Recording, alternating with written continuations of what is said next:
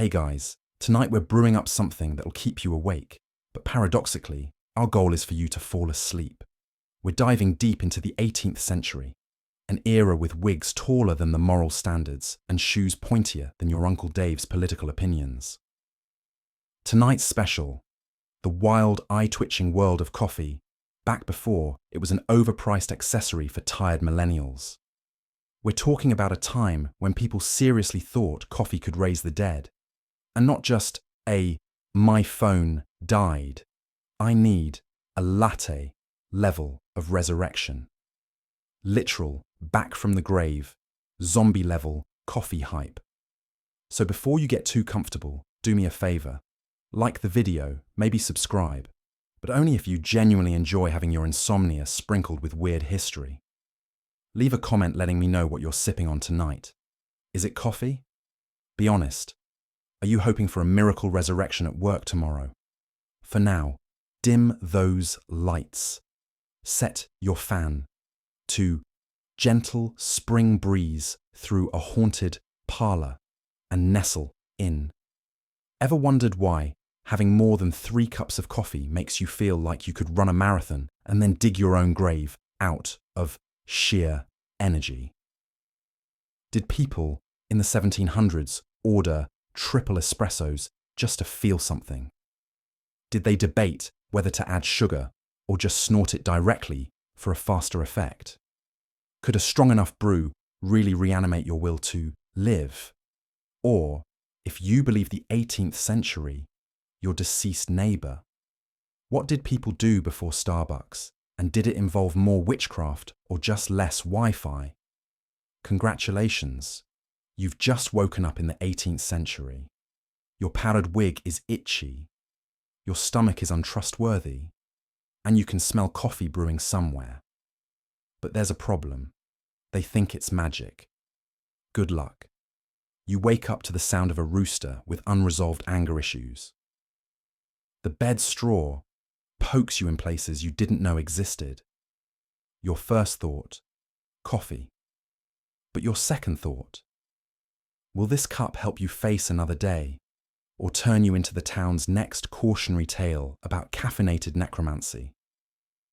You sit up, brushing bits of straw from your hair, while marvelling at the sheer enthusiasm with which your bed manages to impersonate a hay bale.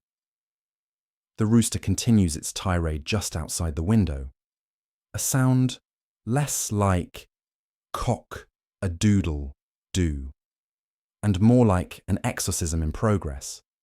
Your eyes briefly search for slippers, which are, of course, nowhere to be found. Tradition dictates that the left one is likely wedged beneath a loose floorboard, and the right one currently occupied by a family of field mice who pay rent in consternation and chewed wheat husks. The fire in the hearth is out, so you trudge across frigid floorboards, toes curling at every icy step. You lift the kettle, still half full from yesterday, because last night's version of you clearly believed in miracles, and nudge it back onto the iron stove. Sleep hangs over you in tatters, but coffee is a promise, a beacon. You know there's a ritual to all this, somewhere between practical necessity and the whispered hope for a better day. A scoop of grounds, no, not fresh, not even vaguely aromatic, but they are brown and vaguely reminiscent of their former selves, goes into the pot. You stoke the ashes for embers, sprinkle some kindling, and try to remember if anyone ever said a prayer for easily lit fires. Instead, you offer a muttered plea to the household gods and strike a flint. Sparks catch. The smell of wood smoke fills the cabin, curling into your hair and nestling into the rough fabric of your nightshirt. The rooster is now accompanied by the goats, who have no sense of personal boundaries or patience. Their plaintive bars drift through the cracks in the walls, an early reminder that breakfast isn't just for humans in this place. You're a caretaker, chef, negotiator, and, if the goats have their way, an expert fence repairer. But first, coffee. Always the coffee. You watch the kettle, waiting for the first delicate wisp of steam, and glance at the window. Outside, the world is cloaked in mist and the promise of sun. Fields stretch wide and silent, except for the distant chorus of animals announcing that they, too, survived the night. There's a warmth in this routine, a steadiness to the clink of metal and the hiss of water over flame. This is the part of the day when you still control the pace, before demands, duties, and unpredictable visitors reshape time. Finally, the kettle rattles, and you pour the first cup. It could be described as an acquired taste, provided the person acquiring it has previously tasted burnt boots. Still, you cradle the mug, feeling the heat seep into your hands, and let that first bitter sip draw the sleep from your bones. For just a moment, there's peace. Even the rooster sounds a little less murdery. On good mornings, you might step outside with your cup and survey the land, frost limning the fence posts, the patient coziness of cows milling near the shed, and the sleepy lilt of the river beyond the orchard. You breathe in the cool air, grateful for lungs, limbs, and the questionable coffee that ties it all together. Every day begins like this: groggy negotiation with alarmingly alert livestock, bargaining for warmth, and the small, vital pleasure of caffeination. The world encroaches soon enough, with lists, chores, stories to wrangle. But in this quiet, wryly imperfect ritual, you are reminded that survival, as ever, starts with waking up and daring to hope that today's coffee will at least be better than yesterday's. And, if not, that you'll survive anyway, rooster, goats, and all. Fresh coffee isn't at your local shop. Your beans have done more travelling than you. Smuggled across continents, the beans arrive with an aura of mystery and near-religious fervour, like the first avocado toast of the season. Following the beans' odyssey. Let's trace the beans' odyssey. Before those glossy little parcels reach your carefully curated countertop, they've hitched rides on dented trucks, ferried by people with hands stained by the soil of a dozen equators. Our coffee, believe it or not, is more cosmopolitan than most frequent flyers. It starts in regions with single-name cachet: Ethiopia, Colombia, Sumatra. There, pickers wake before sunrise to chase the tiny red cherries that hide the future of a cafe's bottom line. It's romantic, in the way that hard labour looks on Instagram. But make no mistake, there's sweat, there's sunstroke, and there's a quiet, humming pride in sending the world's favourite buzz to places they may never see. From cherries to green gold.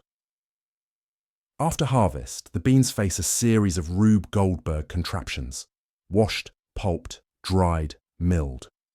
Local mills hum with activity, with workers sorting by hand, sifting for perfection. There's the soft, rhythmic clatter of beans tumbling on bamboo trays. The air carrying a green, grassy aroma that hints, if you know how to listen for it, at greatness to be. At this point, the beans are still green, and frankly, would taste like gnawing on a twig if you brewed them. They're weighed, tested, bargained over at open-air markets. Each sack a miniature stock exchange where fortunes rise and fall with a single farmer's harvest. A global shuffle. What happens next is less sooty than it should be.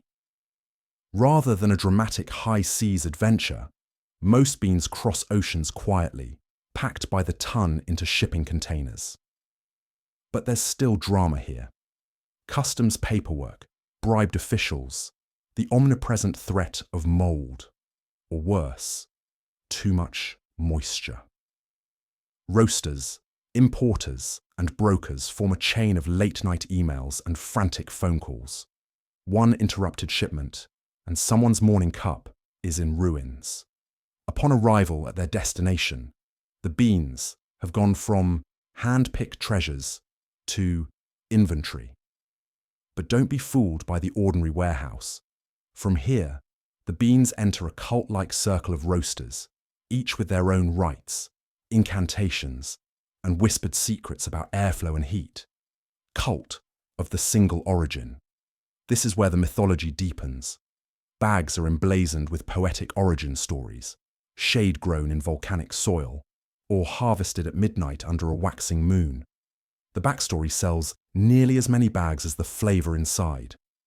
Tasting notes read like a Parisian wine list: stone fruit, cacao, honey, jasmine, bergamot. The modern cafe goer wants story and status as much as caffeine. Don't be surprised if your barista can rattle off the farmer's name and the goat that snuffled around the shade trees. Not every detail is strictly necessary, but the aura is half the experience. Like the slow food movement, specialty coffee is fueled by destination narratives. Your cup's journey is a blend of agriculture, anthropology, and aspiration, securing your own beans. So when you're buying beans, whether from a sunlit, local roaster or the back aisle of a supermarket, know this: you're holding the end of an epic. Some people chase freshness to absurd lengths, tracking ocean freight arrivals, monitoring roast dates as if expecting a package from NASA. The rest of us, blissfully, can simply pick our favourite bag, breathe in that dry, earthy sweet scent, and imagine the continents it crossed. That's not just sourcing, it's the thrill of participation. A seat at the world's most far-flung table, with a mug that's never quite empty of hope, mystery, or a story that's still unfolding. Stepping into an 18th century coffeehouse is like entering Facebook, but louder, smellier, and full of people who've never heard of deodorant. Every table is covered in newspapers, dice, ink stains, and arguments louder than a Black Friday sales crowd. If you're imagining elegant porcelain cups, gentle clinks of sugar spoons, and pensive silence, think again. The air is a thick stew of roasted coffee, pipe smoke, spilled ale, and a faint suggestion of goat. The crowd, a joyful chaos of wigged gentlemen, merchants, pamphleteers, students, and, on rare days, a woman controversial enough to get herself thrown out for disturbing the masculine peace. Their wigs are askew, their tempers flaring, and every new arrival is greeted by a tidal wave of raised voices and brandished quills. Here's the ground rule. Anyone can join any conversation at any table. Permission not required, and certainly not requested. It's as if comment threads have burst into the real world, and now jostle in line for the privilege of shouting their opinions in your face. Satire is the primary weapon. Quick wit is your best defense, and if you can't keep up, beware. You might find yourself lampooned in tomorrow's pamphlet. The clatter of dice and murmur of clandestine bets is just one slice of the cacophony. At one table, a heated dispute over the outcome of a naval skirmish threatens to upend an entire pot of coffee onto someone's lap.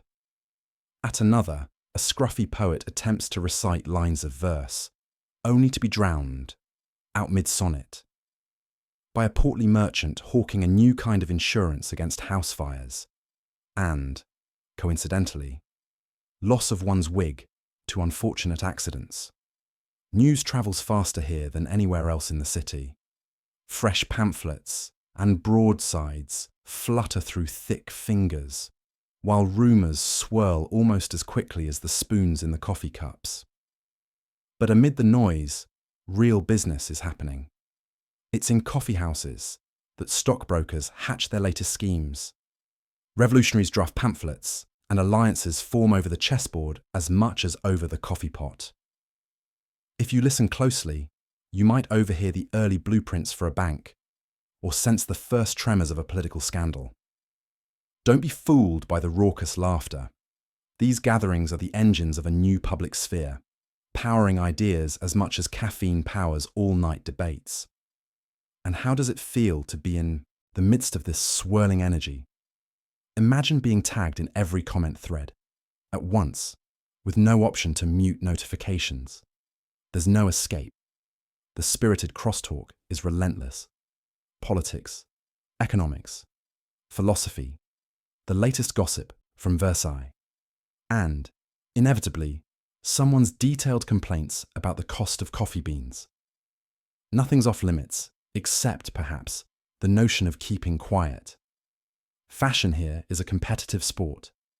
Powdered wigs are the norm, but coffeehouse regulars are equally proud of battered boots and ink-stained frock coats, a visible badge of intellect, or at least stubbornness. Around you, clusters of friends and soon-to-be enemies debate the hottest topics of the day. One person gestures so wildly that he nearly upends a plate of stale sweetmeats into his neighbour's lap. Another raises a toast to liberty, only to be met by hasty shushing and the nervous glances that suggest the local authorities don't take kindly to such enthusiasm. Still, for all the noise and barely concealed rivalries, coffeehouses are the third place. Not home, not work, but society's social engine room. Here, the static of conventional hierarchy dissolves. A bookbinder can outwit an earl. A scholar can be bested by a fishmonger with a sharp tongue. And the newest idea in print might win praise or ridicule within the same hour. The coffee is, at best, a vehicle, and sometimes suspect in quality, but the conversation, the real stimulant. In the 18th century coffeehouse, the world isn't just discussed, it's reinvented, one sarcastic quip and spilled inkwell at a time. Let me know if you'd like any tweaks or specific references woven in. Hope you weren't expecting a Chemex. Brewing coffee means a mess of boiling pots, mystery filters, and coffee grounds everywhere. Think kitchen disaster, with the faint whiff of burnt hopes and historical optimism. Every great kingdom has its dark ages, and coffee is no exception. The annals of home brewing are positively littered with questionable contraptions and techniques, best left in the faded pages of someone else's family album. At some point or another, everyone's uncle has tried to make coffee using a sock.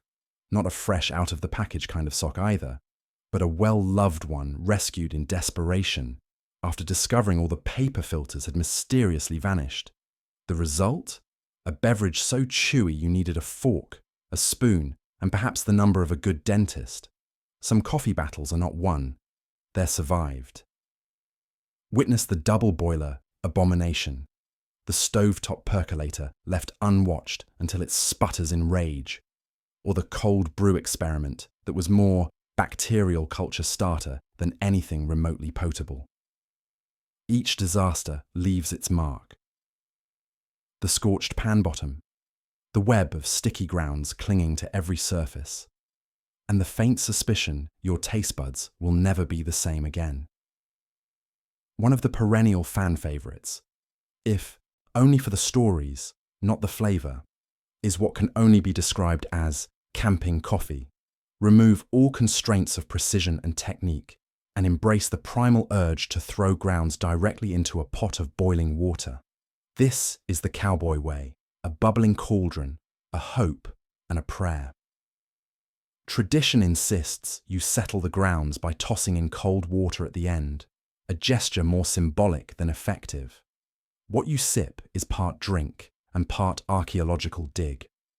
Spoonful by spoonful, you rediscover the bottom of your cup, and, sometimes, the limits of human endurance. Not to be left out, the improvised filter method has made its mark on generations of drowsy kitchen dwellers. When proper filters run out, anything remotely sieve-like comes under consideration. Paper towels, napkins, even, for the truly bold, pages from yesterday's newspaper. The only guarantee in this method is that your brew will feature subtle undertones of existential dread. And, if using newspaper, perhaps a lingering aftertaste of ink and breaking news. Then there are the gadget enthusiasts, Folks who fall prey to late-night infomercials, promising the world's fastest single-serve coffee miracle. These devices inevitably require an elaborate sequence of clicks, twists, and sacrificial offerings. The result is rarely worth the effort and almost always includes stray springs and leaky seals in unexpected places. One is left with approximately 3 tablespoons of lukewarm coffee and a rising sense of consumer regret. Of course, none of these methods deterred your average caffeine fiend through history, who often regarded results may vary as a challenge rather than a warning.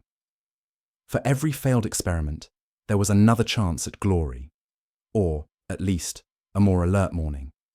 In the end, despite the burnt, gritty, or barely liquid results, each attempt was a testament to the enduring human hope that the next cup would be better. And so, if you find yourself staring at a tableau of chaos, a smeared countertop, a clogged spoon, a mug filled with what looks suspiciously like primordial ooze, take heart. You are not alone. You are part of a long, illustrious lineage of coffee brewers undaunted, for long, by disaster, united by a simple goal: get the caffeine in and worry about the how later. So, here's to the sock brewers, the stovetop risk takers, and the newspaper filter visionaries. May your next cup be strong, hot, and most importantly, entirely describable. If you're expecting smooth, caramel notes, recalibrate your expectations. 18th century coffee tastes roughly like the inside of a work boot soaked in medicine. Still, better than the water. Marginally. To call this stuff coffee is frankly charitable. Our first sip is a time machine. A jolt straight back to the fireside of a drafty colonial tavern, where hope springs eternal, and so do toothaches. There is grit in the cup, grit on your teeth, and a note of something unplaceable, like regret, or possibly shoe leather. Imagine a blend of overboiled, under-roasted beans, thick enough to contemplate, but not quite thick enough to eat with a fork. This is not the linger over a book cappuccino of modern cafe culture. This is medicine by way of caffeination, a bracing, utilitarian murk that exists to keep the body moving and the mind awake, not to delight the palate. Now, a word about those beans. They weren't just stale, they were re-stale. The Atlantic crossing didn't do coffee any favours. Picture burlap sacks bouncing in the hulls of ships, stewing in salt air and occasionally getting rained on before they reached dry land. By the time those beans arrived in Boston or London, they'd gone well past their best-by date, and a good bit further. Aged, in this case, is less a selling point and more like a warning. Roasting methods didn't help. Open flame roasting, if you did it at home, ranged from barely singed to, well, it's edible. Commercial coffee, if you could afford it, might avoid the taste of smoke, but rarely the taste of funk. And the water. Let's just say filtration was not the 18th century's strong suit. City water was, at best, medicinal. At worst, your coffee was the only line of defense between you and the fevers that swept through crowded alleys. Boiling the water to make coffee was almost an act of public health, wrapping your dose of caffeine inside a layer of reassurance that, if nothing else, you'd killed off some of the more enthusiastic germs. As for how they made this coffee, forget the French press or the pour-over. Try boil a suspiciously random handful of grounds in a pot, strain through whatever cloth you're willing to ruin, and pour. Some American frontier households swore by eggshells or even bits of fish skin to settle the grounds, a trick surprisingly effective and just as surprisingly off-putting to the 21st century palate. The resulting brew was cloudy, possibly chewy, and occasionally more substantial than the bread you paired with it. Now, Don't let this conjure only images of woe. The taste was shocking. Yes, but so was the result. Coffee offered a level of alertness rare in a world still lit by candles and ancient sunrises. Soldiers in camp would crowd around a battered kettle, mixing grounds brought from home, with whatever water was at hand. Merchants in London took their dose in coffeehouses that doubled as proto-internet hubs. Sites of rumour, deals, and occasionally edible beverage. The taste was, frankly, secondary to the main effect. A quickening of the pulse, an ignition of conversation, a sense that the world might actually move faster than horse-drawn pace. For the modern taster reenacting this experience, there is a kind of bracing honesty in the cup. The bitterness bites. The aroma is mostly burnt hope, but with each swallow, you can almost sense history's gears grinding into motion. You won't crave a refill, but you'll appreciate the fortitude of those who did this every day and somehow convinced themselves they liked it. In taste, 18th century coffee is a challenge more than a treat. Yet in every mouthful, there's a story of long voyages, desperate mornings, and the slow advance of human optimism. One battered mug at a time.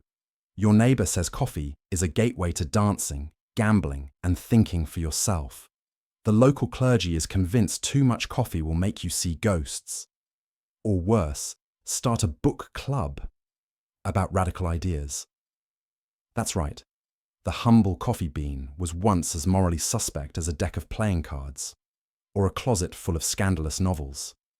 In the early days of its arrival in Europe and colonial America, coffee quickly attracted a potent mix of blame and fascination. The drink had a certain aura that made authority figures twitchy. To them, this was more than just a beverage. It was a bubbling cauldron of possibility, threat, and, perhaps most worrying of all, independent thought. You might imagine that the biggest problem with coffee was the caffeine, the jitters, the racing heartbeat, maybe a tendency to talk too much at the breakfast table. But in the eyes of many pious folks, the real danger lurked in coffee's tendency to gather people together. Coffeehouses sprouted up like dandelions, each one a place where strangers met to debate, gossip, plot, and share rebellious whispers. If you think of your favourite modern cafe, complete with Wi-Fi, open mic nights, and opinionated baristas, you've already got a spiritual descendant of the original coffeehouse, minus the powdered wigs. But back then, coffee's reputation teetered on a knife edge of respectability and scandal. Some religious leaders declared that consuming coffee was tantamount to inviting the devil for a tête-à-tête. Pamphlets warned that the beverage encouraged moral decay, its bitter taste a sign, surely, of its infernal origins. Some sermons clanged from pulpits about coffee's power to disrupt sleep and, by sinister extension, erode the natural order set out by God. A person awake at all hours thinking too hard about all the wrong things. Could civilization survive such a threat? The association between sin and coffee was especially intense wherever curiosity and intellectual discussion were already viewed with suspicion. A coffeehouse was where new ideas percolated, debates heated up, and political satire blossomed. Under the guise of socializing, the patrons could question everything from the shape of their bread to the shape of their government. It's no wonder the local authorities bristled. To them, a steaming mug of coffee was nearly as suspicious as a heretical pamphlet hidden under the mattress. In some places, the backlash went further. There were actual bans on coffeehouses, usually justified on the grounds that they were dens of vice and hotbeds of disobedience. Rulers fretted about the insidious power of caffeine to undermine obedience. Imagine a cup of coffee, and suddenly the local tailor is filled with notions about democracy. And yet, coffee's supposed association with sin reveals more about human nature than any actual side effects of the drink. Coffee became a symbol of twisting the old, rigid, social order. Just a little bit. Letting in the morning light where there had only been darkness and silence. The very act of drinking coffee together was a small rebellion, a shared signal that, maybe, the world didn't have to be exactly as it always was. So the next time your neighbor gives you the side eye for your third cup of the day, remember you're in good company. Your mug links you to generations who saw in coffee not just a way to wake up, but a reason to wake up, to the world, to each other, to the possibility that sin, like coffee, is sometimes just another word for thinking for yourself. In the end, coffee didn't corrupt souls, it stirred them. And the only real spectres it summoned weren't ghosts, but the radical idea that a livelier, more questioning society might be waiting just beyond the rim of the next cup. Word gets around that someone's grandma took a sip and gasped back to life after a near-death nap. Suddenly, every cough and fainting spell is met with a mug of the black stuff, just in case. It starts with whispers in the market stalls and back alleys. Did you hear about old man Radu? They say. He was blue in the face, 1 foot in the grave. Then his daughter pressed a warm cup to his lips and, boom, he sits up, asks for bread, and starts complaining about taxes. I swear on my mother's onions.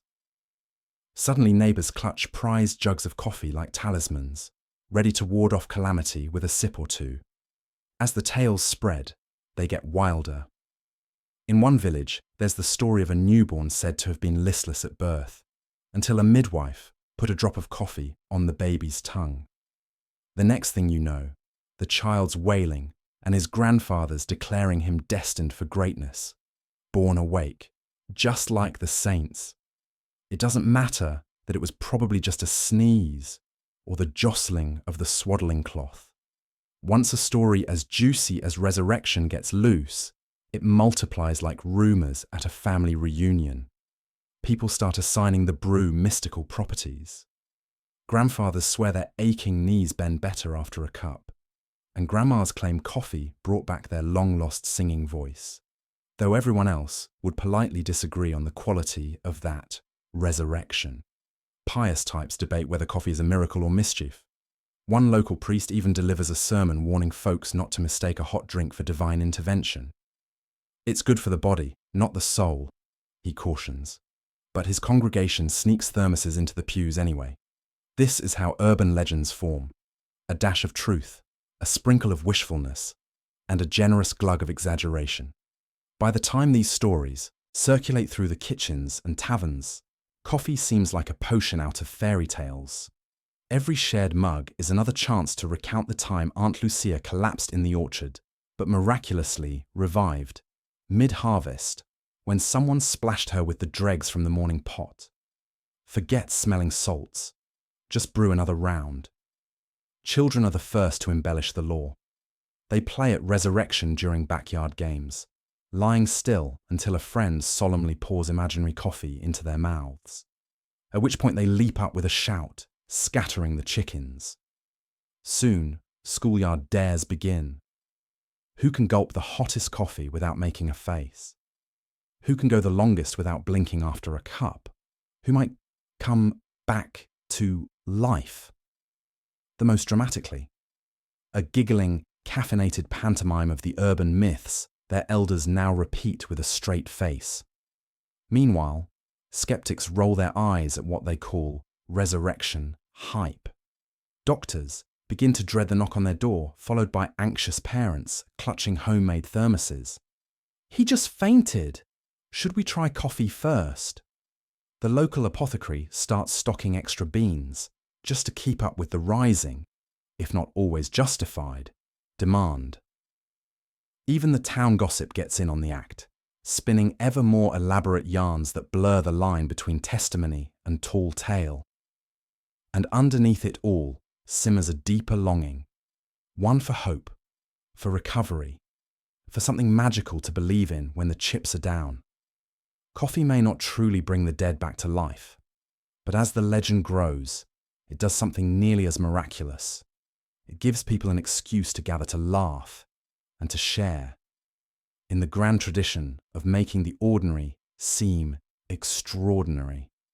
The real magic, perhaps, is how a humble drink becomes the hero in a story everyone wants to believe, even if only for the duration of a steaming mug on a cold morning. Physicians, who still call leeches Plan A, declare coffee a miracle cure for everything from the common cold to, yes, actual death, side effects, jitteriness, and awkward poetry at midnight. Let's face it, today's medical experts have a long and complicated relationship with coffee, one that can only be described as, "It's not you, it's me, and please give me another cup." From the marble halls of prestigious medical schools all the way to Instagram, doctors sipping oat milk lattes, opinions swirl like a double shot of espresso in a demi-tasse. Where once a mustachioed doctor in a Victorian soap ad told you to drink coffee for robust constitution and a vigorous beard, now we find white-coated professionals on morning shows assuring everyone that your daily cup might just save your life. Or, at the very least, save you from nodding off during PowerPoint presentations. Studies published in journals with impossibly long names. Think the Quarterly Review of Multinational Caffeine-Infused Life Outcomes proclaim coffee's benefits as if they're unveiling the lost city of Atlantis. Coffee, they say, slashes the odds of everything: diabetes, Alzheimer's, sudden onset mediocrity, workplace malaise, and even, quite possibly, the effects of bad fashion choices. According to some, the only thing coffee doesn't fix is your ex's commitment issues. While headlines trumpet, coffee drinkers live longer, doctors know a caveat lurks behind every claim. For every robust defense, there's a Cassandra, warning of the impending heart palpitations or mysterious hand tremors that only strike as you attempt to sign birthday cards. And sure, some medical experts still get flashbacks to 70s health warnings about stunted growth, which led an entire generation of children to sneak sips of their parents' Sanka like it was contraband. Meanwhile, modern research reassures us that moderate consumption is not only safe, but might also make us superheroes, or at least slightly more bearable at 8 a.m. The real fun, though, comes when doctors are put on the spot. "Doc, is coffee actually good for me?" There, they reveal their true beliefs, in an affable shrug. In moderation, yes, unless you start referring to coffee as mother, or installing an espresso machine in your bathroom. Most cite the science: antioxidants, increased alertness, improved memory, as though reading from an ancient scroll. Yet, there's an unspoken allegiance to the bean. Watch them during rounds and you'll spot the clandestine sips, see the personalized travel mugs etched with caffeine molecules.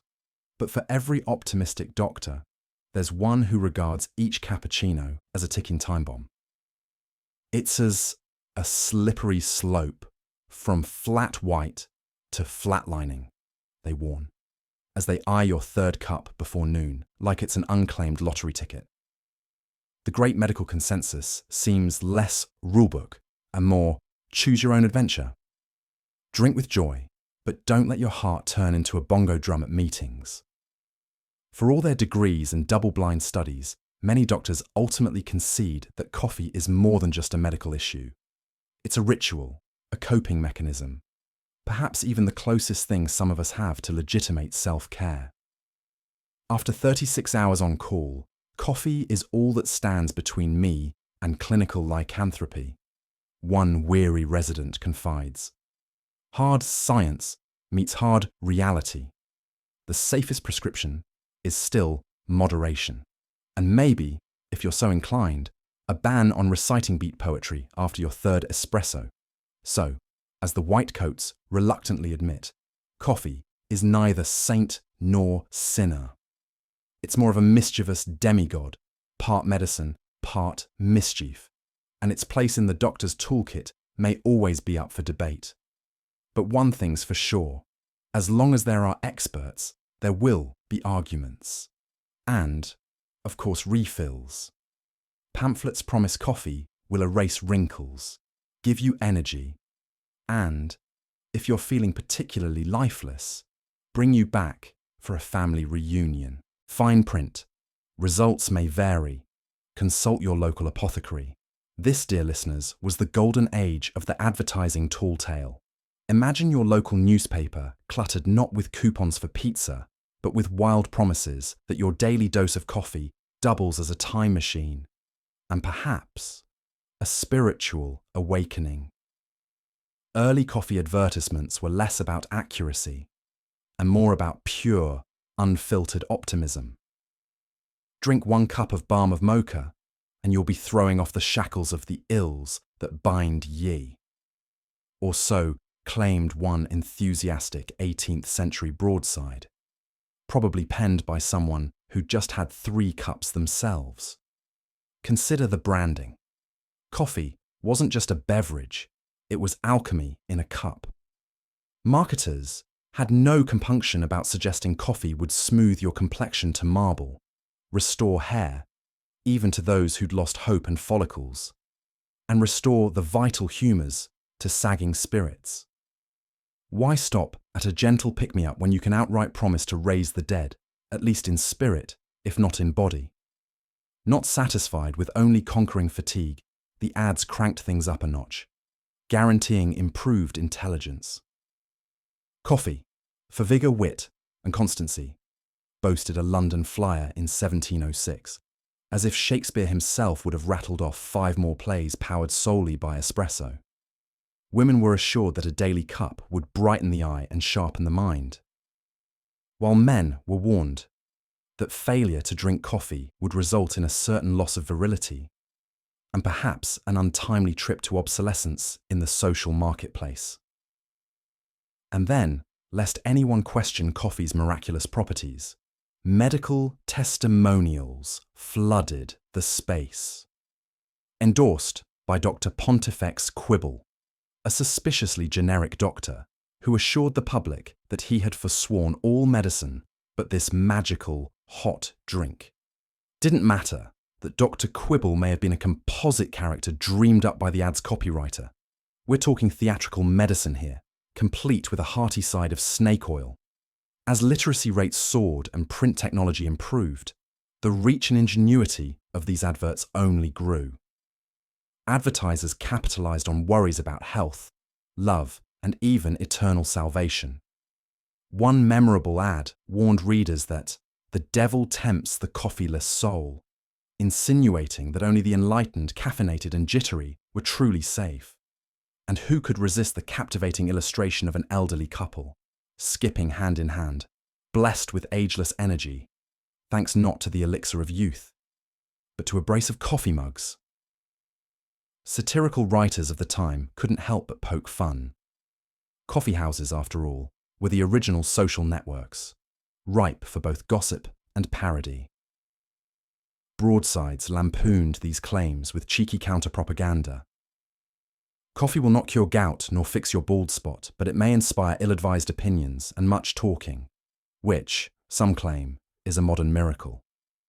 Even government officials weighed in, grumbling about the beverage's supposed magical effects on productivity, especially as office workers appeared to spend more time debating the merits of Robusta versus Arabica than performing useful labour. Despite, or perhaps because of, this parade of hyperbole, the public lapped it up. Sober warnings buried in the fine print were routinely ignored in favour of the hope that maybe, just maybe, this next cup would really be the one that worked wonders. In a world before energy shots and beauty serums, all it took was one wild ad to turn a simple cup of coffee into the fountain of youth, the panacea for heartbreak, and the #1 reason anyone showed up to a family reunion, to prove they were still alive and only mildly over-caffeinated. By the end of coffee's first advertising boom, no ailment was too large, no claim too extravagant, and certainly no effect too good to be true. In an era when snake oil outpaced skepticism, the real miracle of coffee might have been the ability of its drinkers to believe, if only for the length of a pamphlet, that they'd found perfection in a cup. Picture it. Midnight, a crowd of worried relatives, a priest, and someone gently waving a mug of coffee over Uncle Bartholomew's motionless body. Nobody agrees if the smell or the caffeine did the trick, but either way, he sat up and complained about the taste. This was not just any night. The resurrection ritual, as it became known in family lore, quickly gained infamy, outpacing even that time Aunt Tilda cooked her infamous cod casserole. An episode so traumatic, the parish offered group counselling. Unlike casserole trauma, however, this story had a hint of the miraculous. Neighbours swore the local rooster crowed twice that night, a sure sign in the village almanac that something unusual was brewing. Or perhaps that was just the coffee. You could say coffee saved Uncle Bartholomew's afterlife. Some relatives declared it a miracle. Others whispered it was a caffeine-induced burp, mistaken for divine intervention. The priest, caught somewhere between heavenly duty and skepticism, muttered about newfangled stimulants and recommended the holy water have a shot of espresso too, just in case. The whole ritual was, perhaps, less a coordinated ceremony than a spontaneous eruption of superstition, desperation, and the age-old hope for loopholes in the afterlife. But the midnight ritual had rules. Well, rules, in the loosest sense, scrawled on the back of a butter-stained napkin from the village inn. First, gather family and, if available, pets for added emotional effect. Second, someone must loudly declare disbelief in the finality of Uncle Bartholomew's snoring. Third, wave something aromatic, preferably coffee, under the nose of the dearly almost departed. If no coffee is available, the original rule suggested brisket, garlic, or, in lean times, Aunt Tilda's strongest liniment. Results not guaranteed. Fourth, stand back and prepare to run if Uncle Bartholomew sits up and demands a refund for missed breakfasts. The ritual's aftermath is always a scene. People exchange theories about what really happened, with everyone quietly grateful that the resurrection didn't require a full medical explanation. It's just Uncle Bartholomew, they say. He always hated missing parties.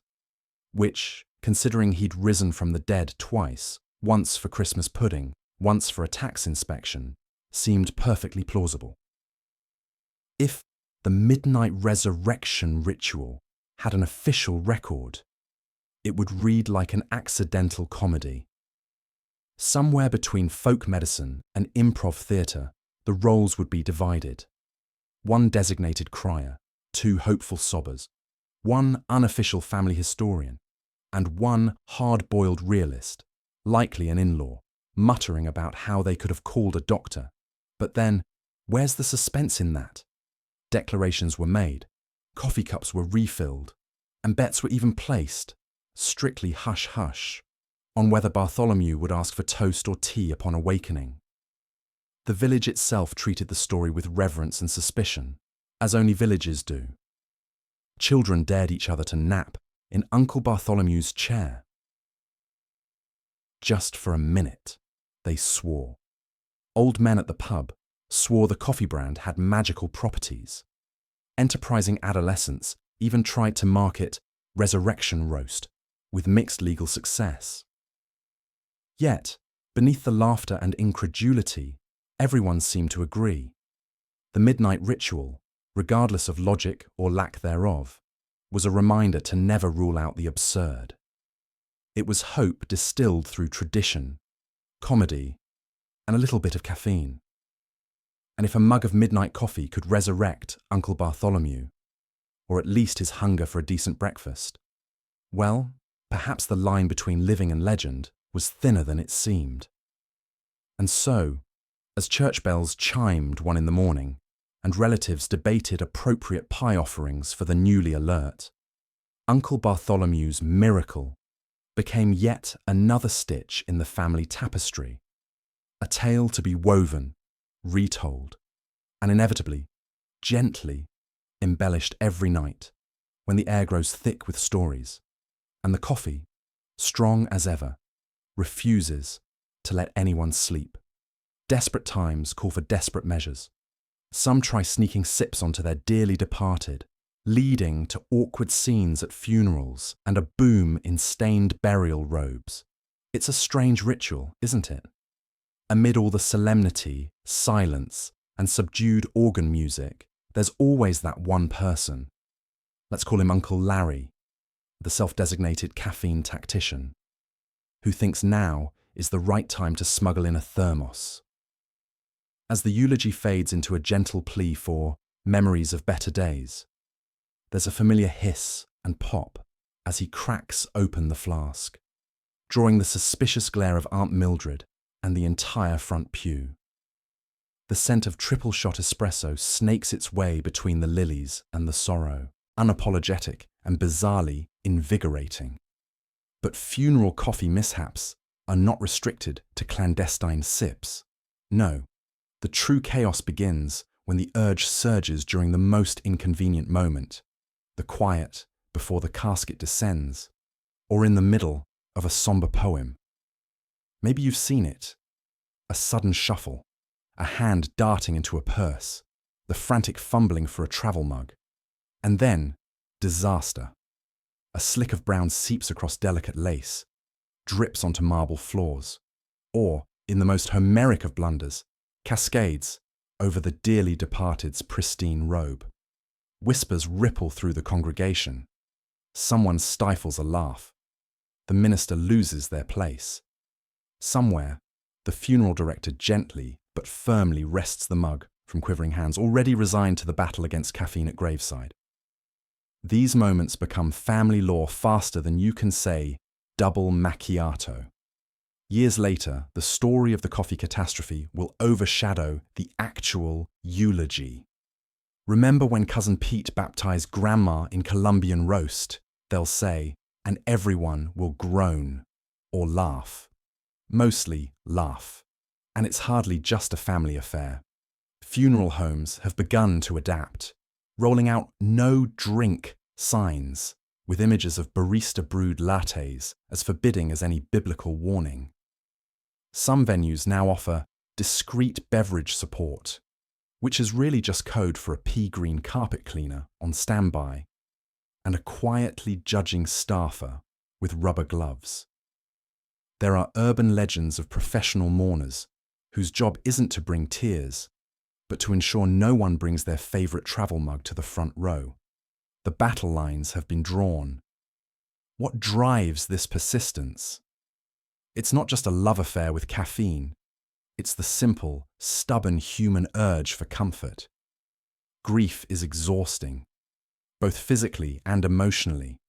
People crave the small rituals of ordinary life, like the morning cup. The piping mug becomes a talisman, a bittersweet tether to routine in a world suddenly turned upside down. In these moments, coffee is not merely a beverage. It's an act of defiance, a grasp at normalcy in the face of the unthinkable. There's a comedic inevitability to these incidents, a farcical undertone that underscores the absurdity of loss. As somber as we can be in our rituals, life's messiness, quite literally in the case of a spectacular coffee spill, has its way of barging in uninvited. Viewed from a distance, the juxtaposition of ritual dignity and day-to-day clumsiness is pure theatre. A reminder that even when we try to be our most composed, our cravings and habits spill out. And maybe that's just it. Maybe the stained robes, the startled gasps, and the cleaning bills are all part of how we remember, grieve, and even heal. For every upturned mug and every whispered apology, there's a spark of shared humanity, unpolished, funny, and profoundly real. In the end, funerals are less about the picture-perfect ceremony and more about the beautiful chaos we bring with us, travel mugs and all. So yes, desperate times do lead to desperate measures, But sometimes it's those caffeinated crashes at the edge of sorrow that remind us we're alive, together, still laughing, against all odds, entering the golden age of, if it works, it's probably science. You'll hear lots of, surely this will work, as coffee gets mixed with every medical procedure shy of exorcism. This same spirit of trial and error, informed more by gusto than by peer review, found its way into the world of early animation. Before animation was even technically a thing. It was an era when anyone with a notebook, a contraption, or simply a deft flick of the wrist could declare themselves a pioneer, provided they didn't burn down the shed or render a beloved family pet permanently cross-eyed. Animation, as a term, hadn't been coined. But the experiments brewing in the 1820s and 30s looked suspiciously like what we'd call cartoons in motion, albeit with less copyright infringement and far more willingness to risk one's eyesight. Take Joseph Plateau, for example, a physicist whose idea of a productive afternoon was staring into spinning discs until the room spun back. Plateau's 1832 phenakistoscope, a name that sounds less like a scientific instrument and more like a medical ailment, became the first device to create the illusion of movement. The secret sauce? Drawings on a disc, strategically placed slits, and a side order of mild vertigo. You spun the disc, peered through the openings, and voila, a galloping horse, a dancing man, a frog doing whatever frogs do in the 19th century Belgian imagination.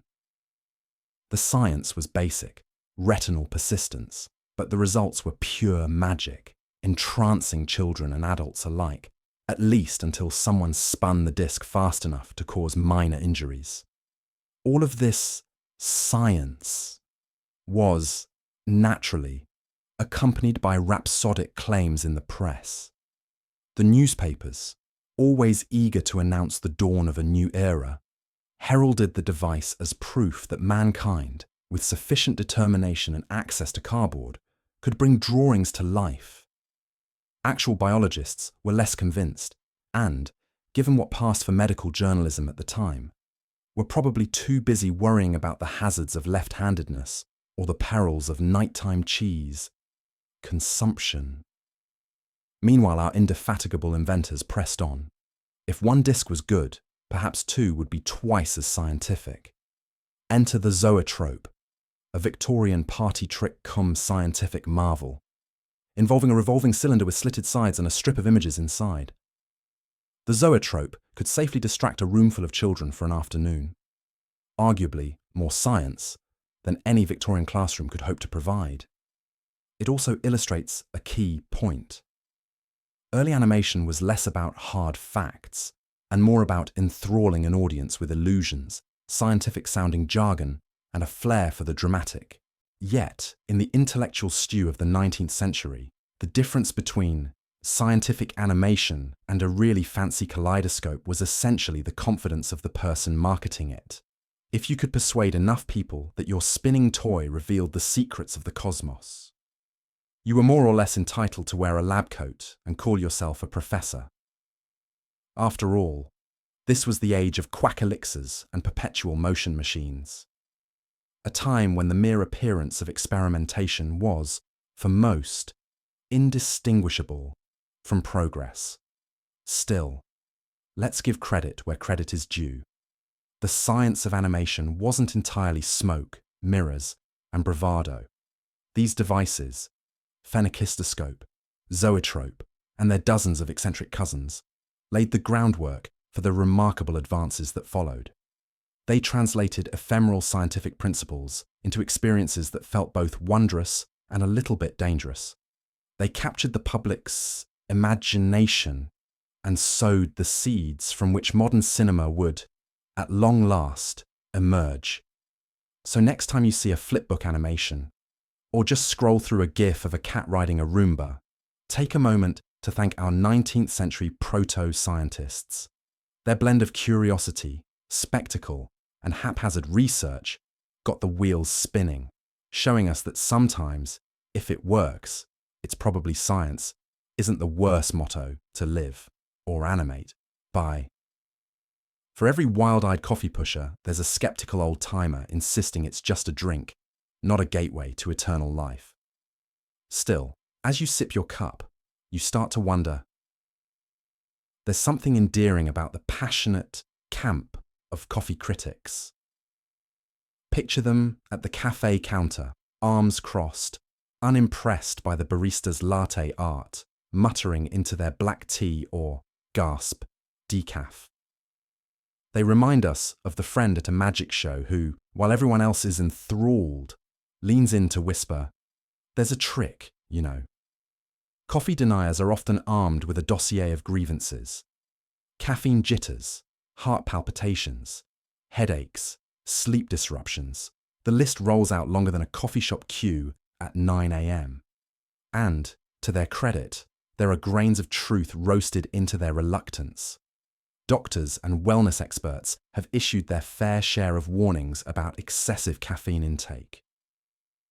Studies, with all the confidence of people clutching laboratory clipboards, link too much coffee to anxiety and digestive upsets. There are gruesome tales of withdrawal headaches that feel like tiny jackhammers inside your skull. For the sensitive among us, coffee's wakefulness can slip into outright hypervigilance, making the leap from alert to, "Why am I cleaning the ceiling fan at 2 a.m.? The deniers aren't short on historical ammunition, either. Back in the 16th century, coffeehouses were accused of fomenting political sedition, and, to some, anything that stirs up that much trouble can't be good for the soul or society. There were actual bans, with edicts declaring the brew dangerously stimulating, a threat to morality or public order. If you sipped it, you were suspected of subversion, not sophistication. Fast forward to modern internet forums, and coffee threads can ignite faster than a gas stove. For every devotee posting Instagram shots of perfectly poured cappuccinos, there's a sober commenter referencing studies suggesting coffee is acidic, or antagonizing to gut health. You'll find parenthetical asides worthy of a Greek chorus. I used to drink coffee too, before it wrecked my sleep patterns, skin, stomach. Or, why risk your adrenals for a beverage? Some folks even describe quitting coffee as an act of self-liberation. There are blogs mapping the journey of detoxing, the brave tales of those who finally woke up without needing a pick-me-up. Let's not forget the perennial wellness trends that periodically declare war on coffee. It falls in and out of favor, like a celebrity diet. One year, coffee is lauded as a superfood, a fountain of youth in a mug, responsible for cognitive longevity and antioxidant boosts. The next, we're treated to ominous headlines. Is your coffee habit harming your health? It leaves us wondering, is coffee the hero or the villain of our nutritional story? But amidst the debate, you'll find a rare consensus. Coffee is more than caffeine delivery. It's ritual, nostalgia, social glue. Even the grumpiest coffee denier often waxes poetic about the smell of fresh grounds or the warmth of a mug cradled between cold hands. They may skip the drinking, but they rarely dismiss the ambience. At the end of the day, the truth about coffee is paradoxical and personal.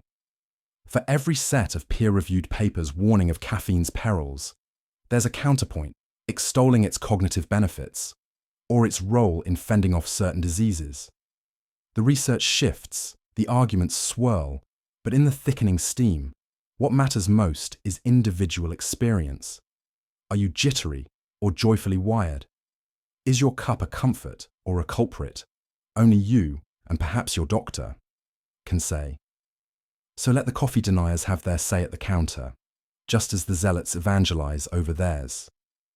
The debate, much like a well-brewed cup, is always best enjoyed hot and sometimes left to cool. Once the upper class catches wind, fancy salons fill with people sipping coffee from porcelain and insisting it tastes divine, while making the same faces they do when swallowing medicine.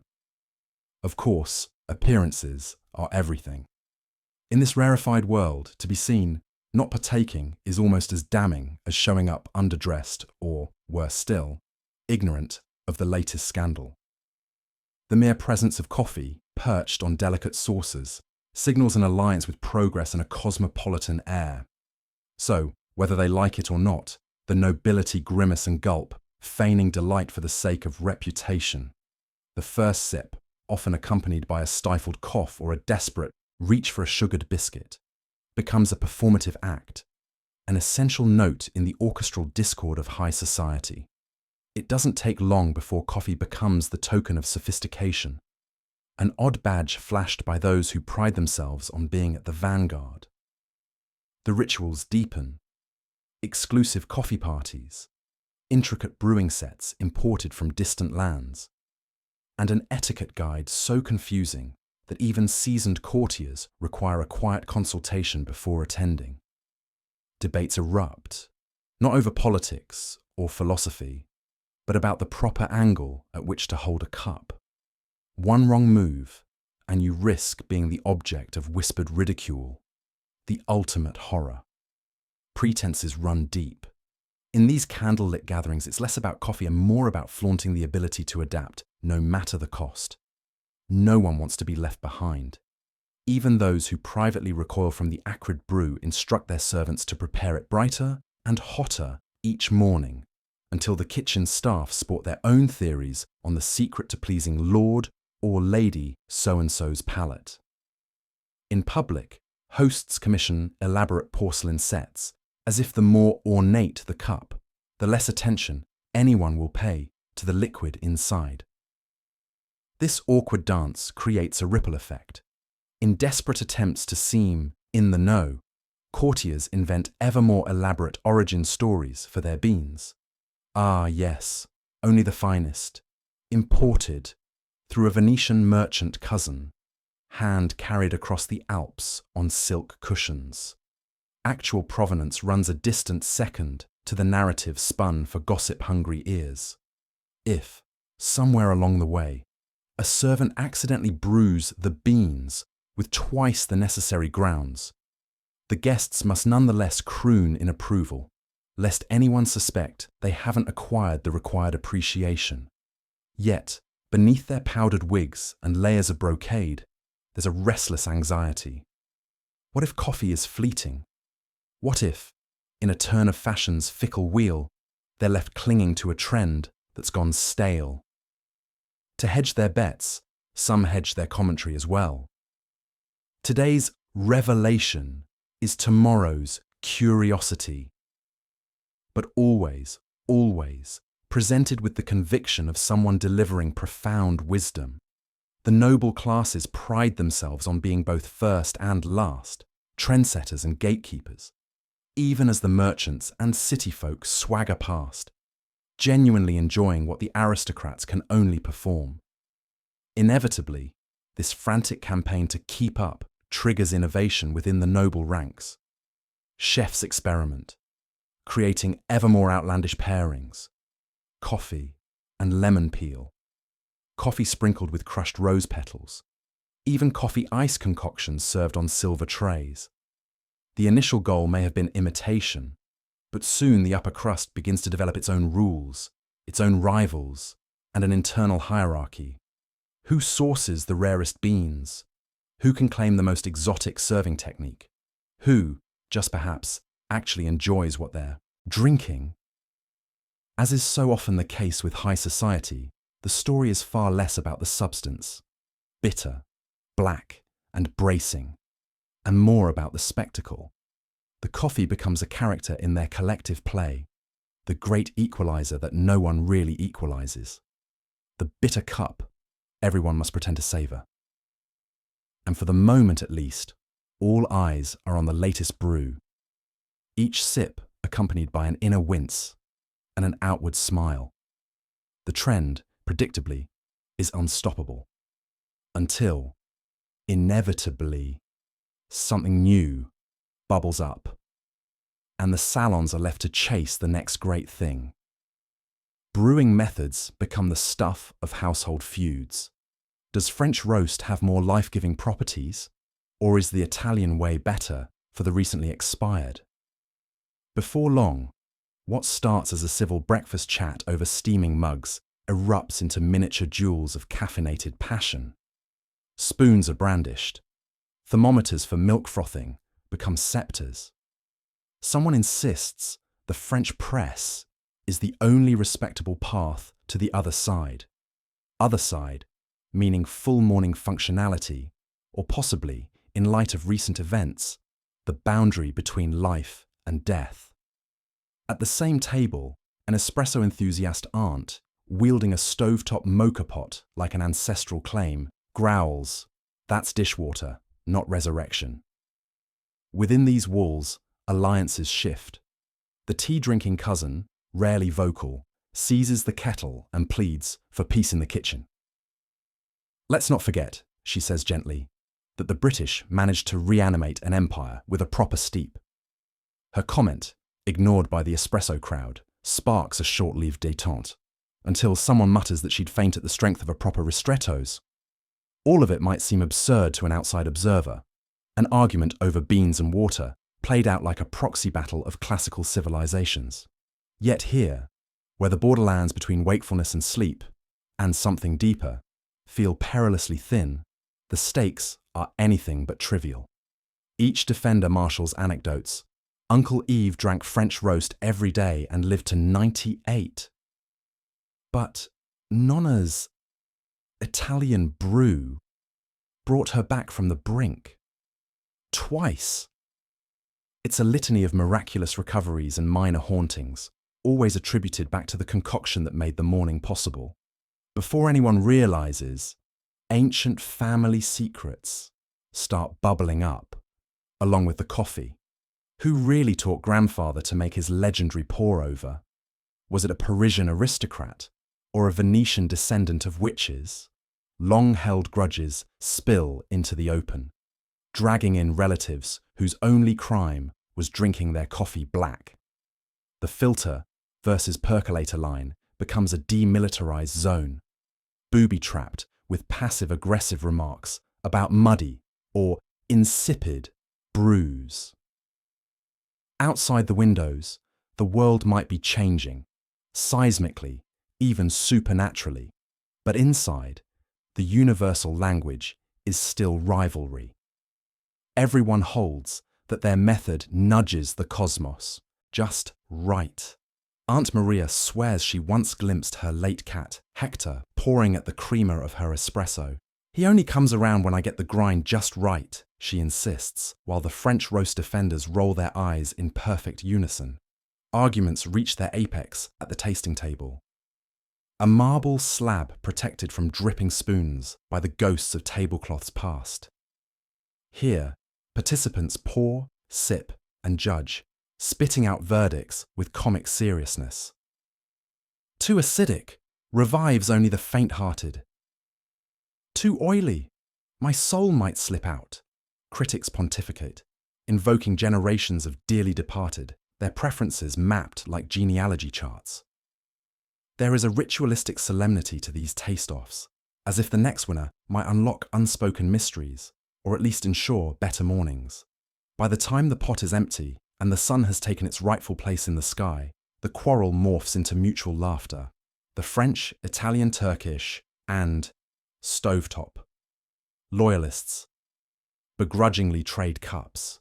Someone always slips in a spoonful of sugar or an unasked-for splash of oat milk, signalling détente or perhaps the beginning of the next round. It's no longer about best or strongest or most restorative. It's about having something brewing at all, a reason to gather, debate, and defy the darkness together, cup after cup. Let me know if you'd like a further adjustment to match a particular style, emphasize humor or pathos, or tweak the structure. Clergy fight over whether coffee is sacred nectar or the devil's own energy drink. Sermons now include side notes on brewing temperature. Each Sunday, the scent of brewing coffee wafts through the nave well before the first hymn is sung. Some claim it aids spiritual contemplation. Others say It's simply to keep parishioners awake through the second reading from Leviticus. The church's vestry, table, once a display for dainty cucumber sandwiches, now groans under the weight of single-origin beans, French presses, and an intimidating stack of mismatched mugs, each left behind from coffee hours past. Conflict bubbles over, no pun intended, in the forms of passive-aggressive note-leaving and covert sabotage. On the one hand are the holy brewers, who schedule meetings around when the percolator finishes its cycle, revering coffee as the third sacrament. They quote ancient monks from distant monasteries, insisting that the enlightenment of caffeine is a gift from above. On the other hand lurk the orthodox tea traditionalists, who shake their heads at the jittery congregation and warn darkly against allowing a stimulant to dictate our faith. This debate is more than opinion. It's become a theological fault line. In the Church News Bulletin, amidst baptism announcements and choir schedules, cryptic lines appear. Keurig use discouraged. It is neither hot nor cold, only lukewarm. See Revelations 3:16. During council meetings, the coffee issue is tabled for future prayer, always resurfacing with the persistence of a forgotten drip. It's not unusual now for the pastor's sermon to pivot unexpectedly from the Book of John to the best grind size for a Chemex. We must find balance, my friends, much as we do between bitterness and acidity. Wise counsel or flagrant caving to the caffeinated lobby. Parishioners debate this as they line up for a refill. One elder, a tea loyalist, begins distributing leaflets inscribed with "What would Wesley brew?" followed by an annotated bibliography. Tensions reached their peak last autumn when the annual Harvest Festival unveiled a rival booth. Heavenly brews on one side, sanctified steeps on the other. It wasn't just about taste, it became spiritual identity. Children were recruited to judge the contest, their palates wholly unprepared for the dark, mysterious punch of a Sumatran roast.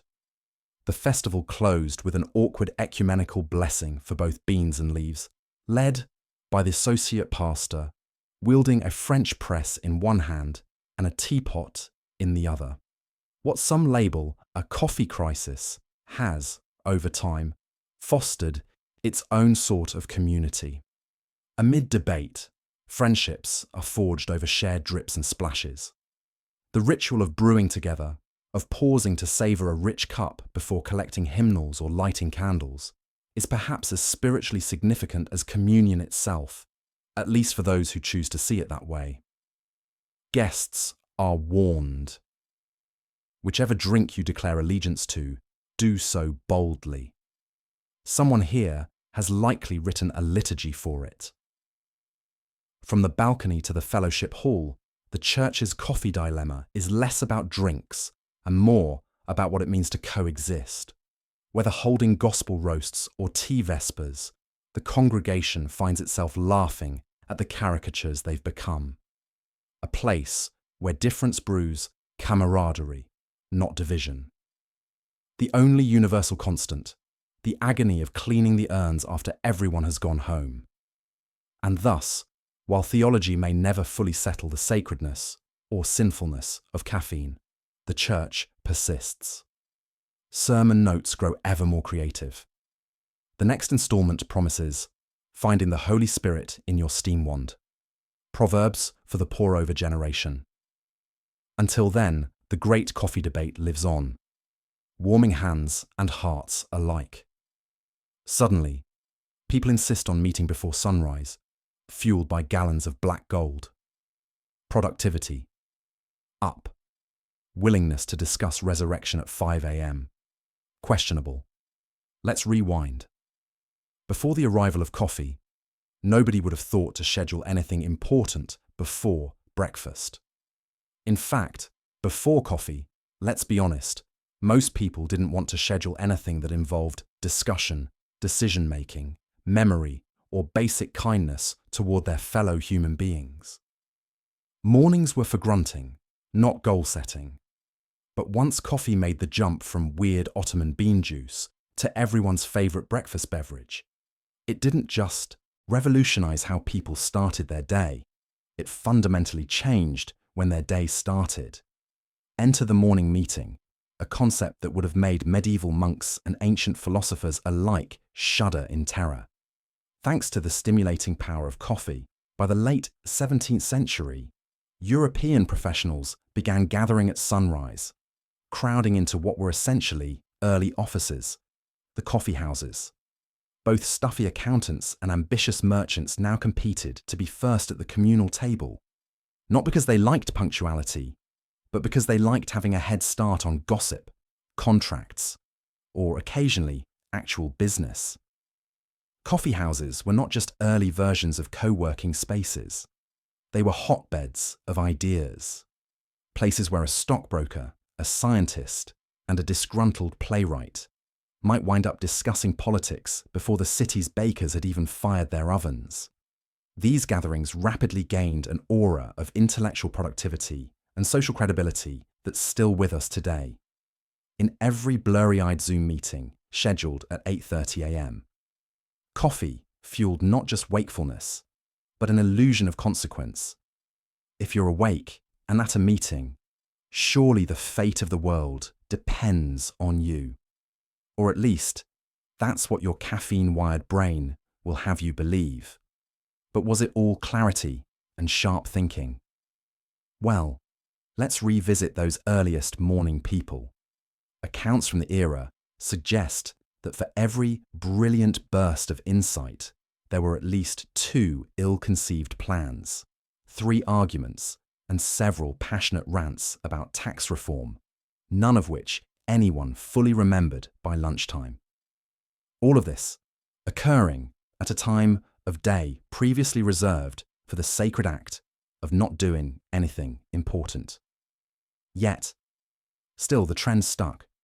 The logic was simple. Coffee made you feel alert, which meant you must be alert, which meant meetings could and should be scheduled earlier. The later you started, the more behind you'd feel, fueling a cycle of ever-advancing alarm clocks and ever-increasing consumption of the magical bean. By the 18th century, entire industries and governments had enthusiastically, if groggily, embraced the practice. Brokers at Jonathan's Coffee House in London routinely set business hours shortly after sunrise, a ritual that would someday become, with less charm and more spreadsheets, the morning meeting.